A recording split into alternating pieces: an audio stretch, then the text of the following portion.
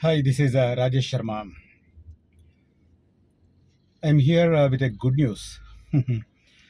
చాలా రోజుల నుంచి హైదరాబాద్లో ఈ హైడ్రా ప్రకంపనలు ఒకవైపు, మూసీ రివర్ ఫ్రంట్కి సంబంధించిన ఎంక్రోచ్మెంట్స్ని తొలగించే కార్యక్రమాలు ఒకవైపు, ఇటు సామాన్య ప్రజానీకంతో పాటు కలవరం పరుస్తున్నాయి. సేమ్ టైం రాజకీయ పరంగా కూడా ఒక అలజడికి కారణమవుతున్నాయి, మనందరికీ తెలుసు.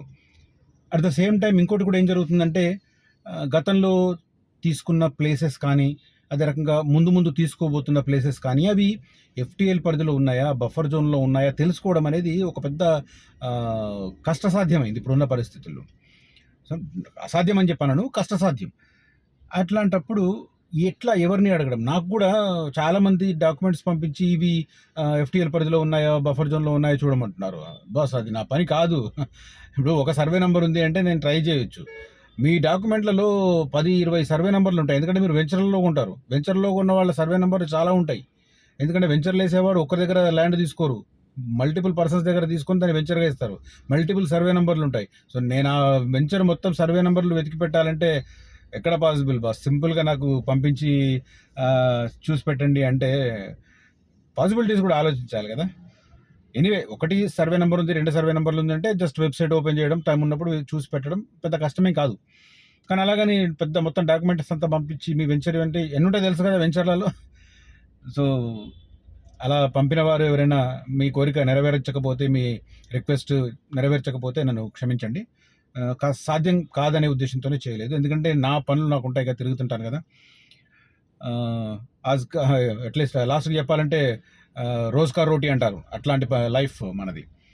సో ఏ రోజుకి ఆ రోజు సంపాదించుకోకపోతే నెక్స్ట్ డే కష్టం అవుతుంది. సో అది పక్కన పెడితే, నేను ఇందాక చెప్పిన గుడ్ న్యూస్ ఏంటంటే, ఈ ఎఫ్టీఎల్, బఫర్ జోను, అదే రకంగా మొత్తం మీద హెచ్ఎండిఏ పరిధిలో భూములు ఏ ప్రాంతంలో ఏ జోన్లో ఉన్నాయనేది తెలుసుకోవడం అనేది చాలా కష్టం. చాలామందికి తెలియదు. కొంత అవగాహన ఉన్న వాళ్ళు ఏదో రకంగా వర్కౌట్ చేసుకుంటున్నారు, తెలుస్తుంది. కానీ చాలామందికి ఆ కన్ఫ్యూజన్ కంటిన్యూ అవుతుంది.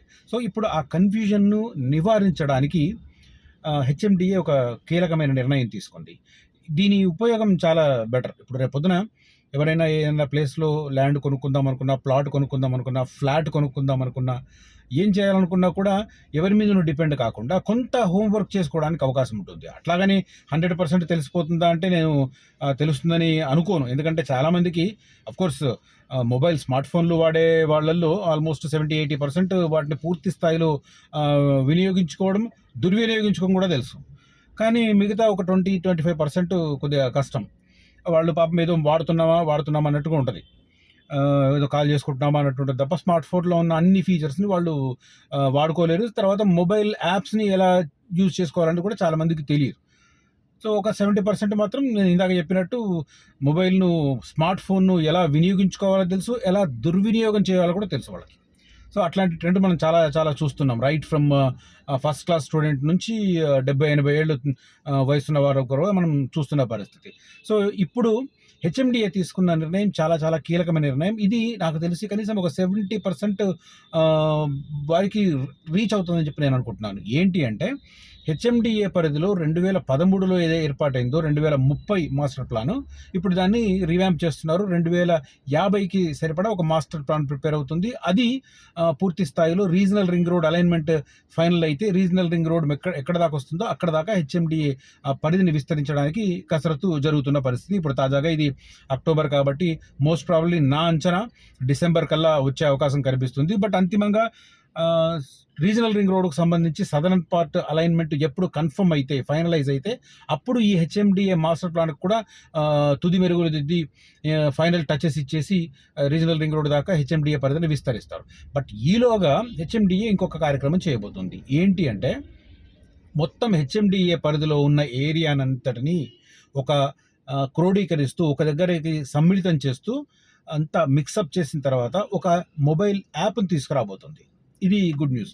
ఇప్పుడు మనం ఎవరి మీద డిపెండ్ కానక్కర్లేదు. ఆ మొబైల్ యాప్ మనం డౌన్లోడ్ చేసి పెట్టుకుంటే మనకు కావాలనుకున్నప్పుడు చూడొచ్చు.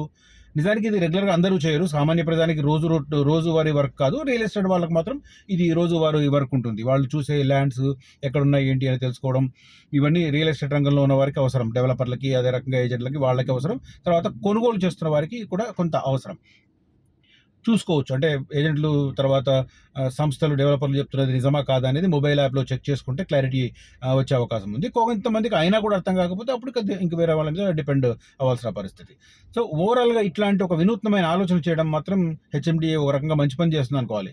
ఇక్కడ ఈ మాట ఎందుకు చెప్తున్నానంటే ఎప్పుడైతే కొత్త ప్రభుత్వం ఏర్పాటైందో రేవంత్ రెడ్డి గారి సారథ్యంలో, ఆ తర్వాత హెచ్ఎండీఏకి సంబంధించి కీలకమైన అధికారులను పట్టేశారు.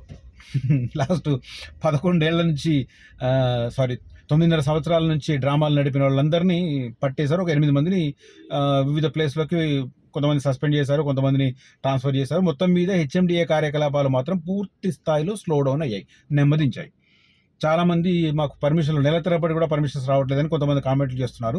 సో, అది ఎంతవరకు నిజమో కాదో తెలియదు కానీ చాలామంది ఇండిపెండెంట్ ఇండివిజువల్‌గా ఇల్లు కట్టుకుందాం అనుకున్న వాళ్ళు ఇబ్బంది పడుతున్నట్టుగా కొంతమంది నాకు సమాచారం అందించిన పరిస్థితి. సో, ఓవరాల్‌గా హెచ్ఎండీఏ కార్యకలాపాలు స్లో డౌన్ అయ్యాయి అన్న నేపథ్యంలో తాజాగా ఈ నిర్ణయం తీసుకోవడం అనేది కొంత క్రూషియల్ అని చెప్పాలి. ఎందుకంటే దీన్ని మల్టిపుల్ యాంగిల్ చూడొచ్చు. ఒకటేమో ఇప్పుడు ఈ ఎఫ్టీఎల్, బఫర్ జోన్లకు సంబంధించిన వ్యవహారం నడుస్తుంది. అదే రకంగా సిటీ చుట్టూ ఏది R1, ఏది R2, ఏది R3 అనేది చాలా మందికి తెలియదు. అదే రకంగా పెరి అర్బన్ ఏరియా ఎక్కడ ఉందో తెలియదు. ఆ ఏరియాలో వెంచర్లు కొనొచ్చా, కొంటే ఏంటి, కొనకుంటే ఏంటి ఇవి తెలియదు. సో, ఓవరాల్‌గా ఈ డెసిషన్ వల్ల ఈ అన్నింటి విషయాల్లో క్లారిటీ వచ్చే అవకాశం ఉంది. ఎందుకంటే నేను ఇంతకుముందు ఒక వీడియోలో కూడా చెప్పాను. ఇప్పుడు కొత్తగా ఇన్వెస్ట్మెంట్ చేయాలనుకున్న వాళ్ళు మిగిలిన క్రాస్ చెక్స్ అన్ని, అంటే లింక్ డాక్యుమెంట్ చూసుకోవడం, మిగతా అన్ని చూసుకోవడంతో పాటు అదనంగా ఎఫ్టీఎల్, బఫర్ జోన్ అనేది ఇంకొక పాయింట్‌గా పెట్టుకున్నారు దాన్ని.